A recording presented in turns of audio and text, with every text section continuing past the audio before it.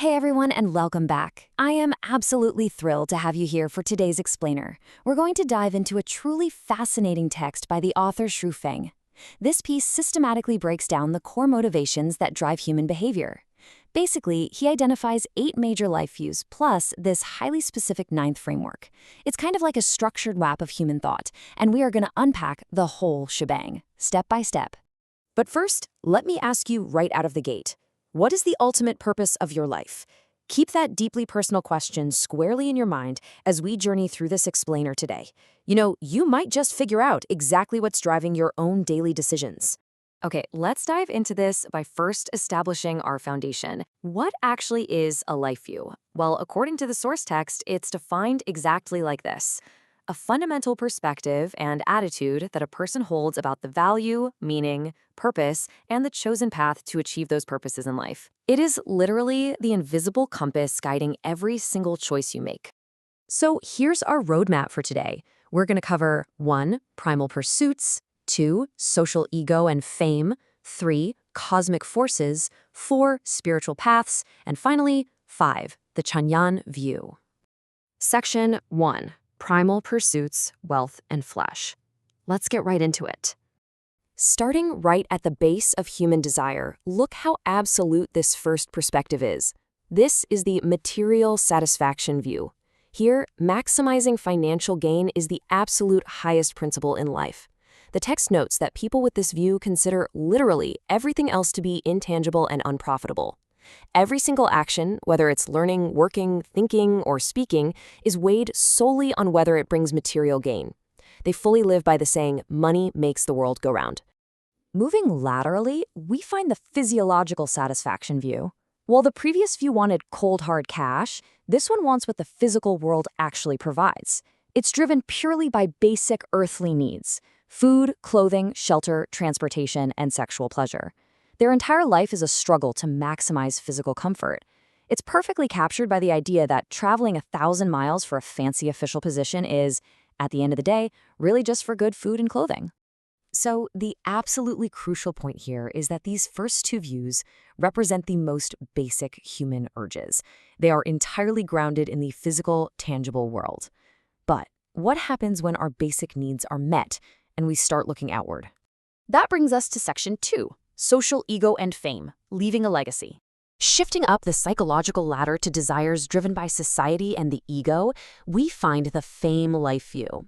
For these individuals, public recognition and leaving a legacy matter so much that they prioritize their image over life itself.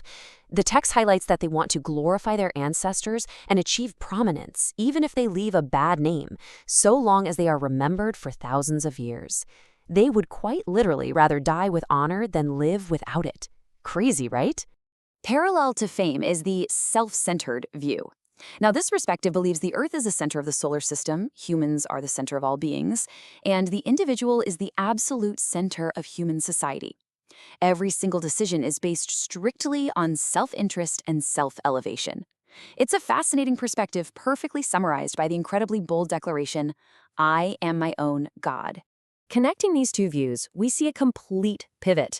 We've moved away from the obsession with physical goods and survival and into an obsession with personal elevation, legacy, and social standing. It is all about the self in relation to the rest of the world. Moving on to section 3, cosmic forces, destiny versus human will. Now we introduce some massive thematic friction. We're going to impartially contrast 2 entirely opposing cosmic worldviews outlined in the text. On the left, we have a fatalistic view, where humans are just mere chess pieces in a cosmic drama. On the right, a highly proactive, optimistic belief that humans shape their own destiny and conquer nature, entirely rejecting the idea of any divine saviors. Let's look at the left side first, the letting nature take its course view.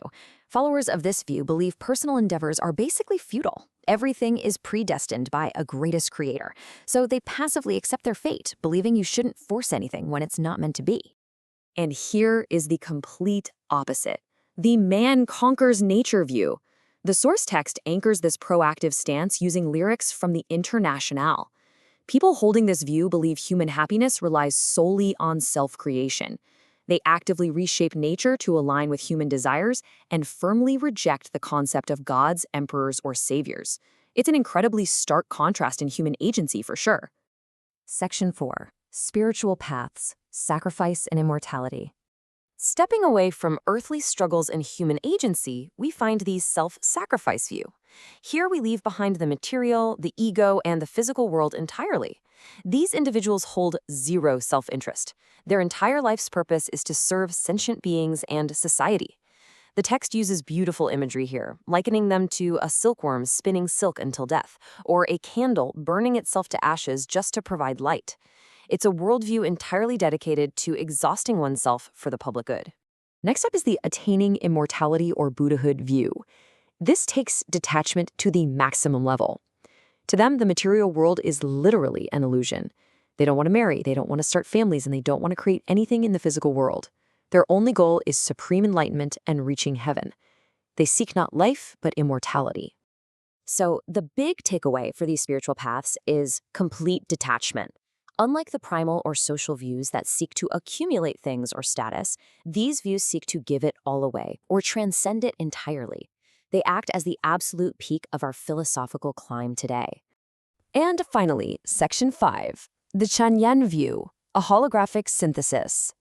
The text objectively outlines 8 distinct principles for this final view. It is God-centered, it reveres life and nature, and actively pursues joy.